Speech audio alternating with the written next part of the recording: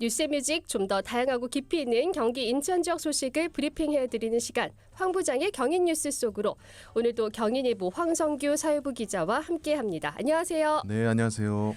네, 크리스마스에 함께하는 황부장의 경인뉴스 속으로 메리 크리스마스입니다. 네, 메리 크리스마스. 네, 오늘 첫 번째 소식 어떤 걸까요? 네, 첫 번째 소식은 우리 청소년들 엄지척입니다. 크리스마스라서 또 우리 청소년들 따뜻하게 칭찬해 주시고 격려해 주시는 것 같은데요. 우리 청소년들 뭐 이렇게 엄지척 이렇게 칭찬해 주시는 이유 뭐 특별한 거 있을까요? 네, 올해는 뭐 특히 이번 12월은 그 비상계엄 선포로 촉발된 이 어수선한 시국이 사실상 온 세상을 뒤덮었는데요. 이 서울을 비롯해서 전국적으로 그 윤석열 대통령을 규탄하는 이 국민들의 목소리가 높았습니다. 이 각계각층의 시민들이 광장에 모였는데 이번에 좀 두드러진 특징이 20, 30대 여성의 참여가 많았다는 점. 네. 그리고 아이돌 응원봉을 손에 쥐고 이 케이팝을 따라 부르는 청소년들이 광장을 가득 메웠다는 점입니다. 맞습니다. 그 몇 주 전에도 우리가 방송에서도 얘기했었잖아요. 인천여고 학생들을 비롯해서 고등학생들이 또 시국선언에 동참했었다 이런 내용 전해주신 적이 있었는데 네. 결국은 그 청소년들이 광장에 나갔더라고요. 예, 그렇습니다. 그 이번 탄핵 관련 집회에서 이 청소년들은 특히 더 큰 존재감을 드러냈는데요. 이들로 인해서 이 새로운 집회 문화가 하나의 트렌드로 떠올랐습니다.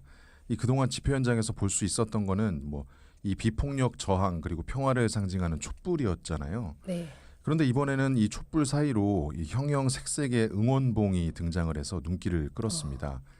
이 응원봉이 오색빛의 물결을 만들어내면서 이 다양성을 존중하는 이 민주주의의 새로운 상징으로 떠오르기도 했는데요. 이 아이돌을 좋아하지 않는 청소년들의 경우에는 이 자신이 응원하는 야구팀의 뭐 방망이라든지 네. 아니면 집에서 사용하던 뭐 무드 등 이런 것들을 들고 자신만의 개성을 표출하기도 했습니다. 이 크리스마스 트리처럼 온몸에 알 전구를 두르고 나타난 친구들도 있었습니다. 이게 참 문화가 많이 바뀐 것 같아요. 어떻게 보면 이 집회라는 게 무거울 수 있는 그런 분위기잖아요. 그런데 네. 이런 변화들 덕분에 마치 축제처럼 한층 더 이렇게 분위기가 밝아졌다라고 해야 될까요? 근데 또 그렇다고 해서 이게 뭐 축제나 콘서트처럼 마냥 밝은 분위기만은 아니었을 것 같아요. 왜냐하면 또 참가하는 현장에 나가 있는 사람들의 마음가짐이 또 그렇지가 않잖아요. 네, 이 광장에 나서는 청소년들의 마음이 마냥 가볍지만은 또 않았습니다.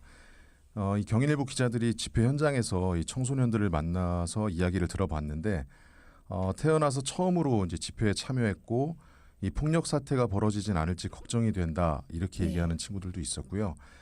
대통령이 국민이 뽑은 입법기관뿐만 아니라 이 국민까지 무시하고 있다는 생각이 들어서 광장에 나오게 됐다 이렇게 말한 이들도 있었습니다.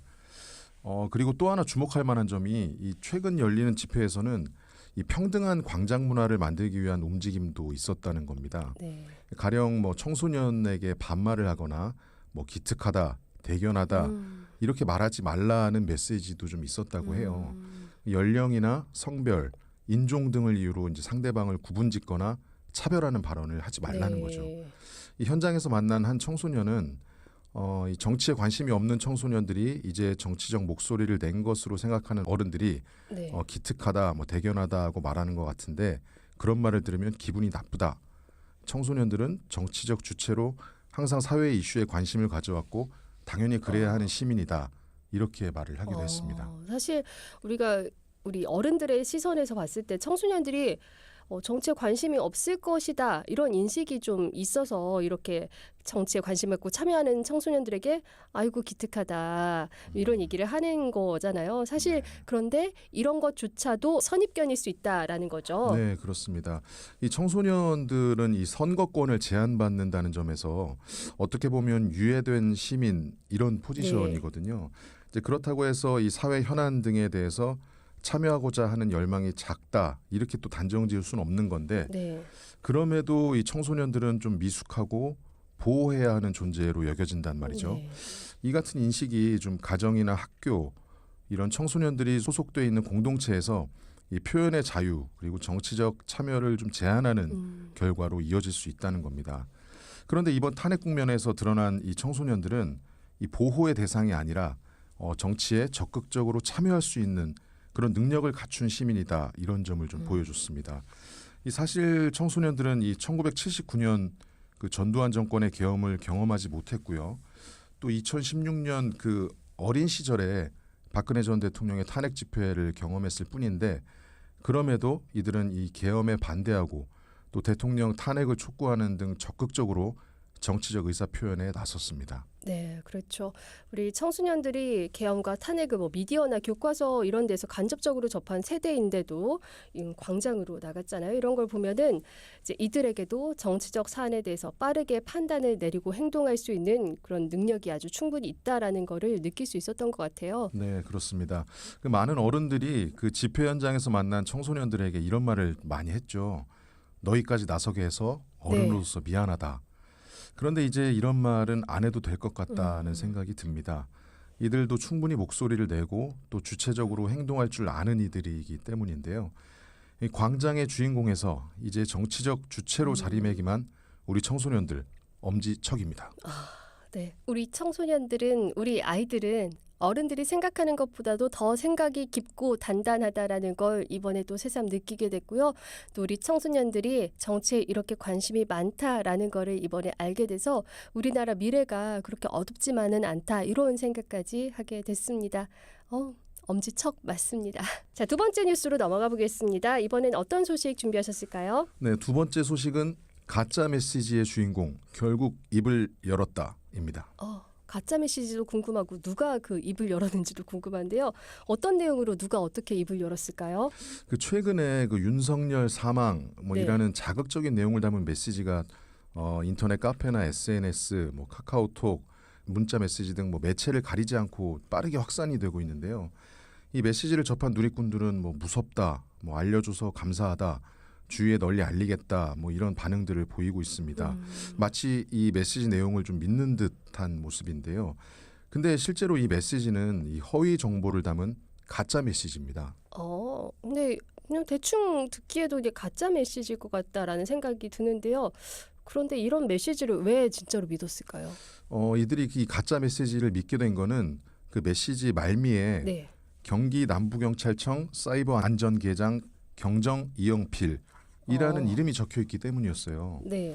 그 이영필 계장이라는 분은 실제로 경기 남부청에서 근무하고 있는 실존 인물이 맞고요. 네. 그런데 이 해당 메시지는 내용도 허위일 뿐더러 이 이영필 계장이 보낸 것도 아니었습니다. 이 영문도 모른 채 명의를 도용당한 이 이영필 계장은 왜 현직 경찰이 가짜 메시지를 보내냐 이런 항의에 아주 시달리고 있는데요. 실명이 거론이 된 탓에 하루에도 수십 통씩 연락을 받고 있다고 합니다. 이 이영필 계장이야말로 진짜 가짜 메시지로 인한 숨은 피해자인 셈이죠. 근데 어떻게 이런 일이 벌어졌을까요? 이게 콕 집어서 이영필 계장 이렇게 실명을 거론한 것도 좀 놀랍고요. 네, 사실 이 메시지는 지난 2016년, 8년 전이죠. 네. 그 박근혜 전 대통령의 탄핵 국면 때부터 떠돌던 메시지입니다. 당시에 이제 박근혜 사망 이렇게 떠돌던 메시지가 윤석열 사망 이렇게 바뀐 채 다시 등장을 한 건데 이 8년 전에도 명의가 도용돼서 시달렸던 이 이영필 계장이 8년 만에 또 똑같은 일을 겪게 된 겁니다. 결국 이영필 계장은 최근 경인일보와의 인터뷰를 통해서 해당 메시지가 사실이 아니고 또 본인이 보낸 것도 아니다. 이런 사실을 좀 알리고 싶다. 이렇게 좀 억울함을 호소하기도 했습니다. 이게 아무래도 시국이 시국이고 또 혼란스럽다 보니까 허위 정보, 이런 가짜 뉴스 이런 것들이 판을 치고 있는 것 같은데요. 그렇다고 해도 특정 경찰관의 실명이 공개됐다라는 건 너무 뜻밖이네요. 네, 그 말씀하신 대로 이 계엄 등의 단어가 카카오톡 메시지에 포함되면 이용이 제한된다. 탄핵 촉구 집회에 참석한 사람은 미국 비자 발급이 안 된다. 이런 허위 정보부터 심지어는 보이스피싱까지 이 혼란스러운 시국을 틈타서 무분별하게 이 메시지들이 그야말로 활개를 치고 있습니다. 이런 상황에서 이영필 계장은 이제 본인 스스로 해당 메시지는 누군가 제 명의를 도용해 유포한 허위 사실로 받는 즉시 삭제를 부탁드린다. 이런 해명문까지 만들어서 지금 대응을 하고 있는 상황입니다. 앞서 8년 전에도 통신 3사 그리고 카카오톡에 공문을 직접 보내서 박근혜, 최순실, 이영필 이 관련 메시지를 좀 제재해달라 이렇게 요청을 하기도 했는데요. 이 8년 만에 또 이런 일이 반복된 점을 두고 적잖이 당혹감을 표시하고 있습니다.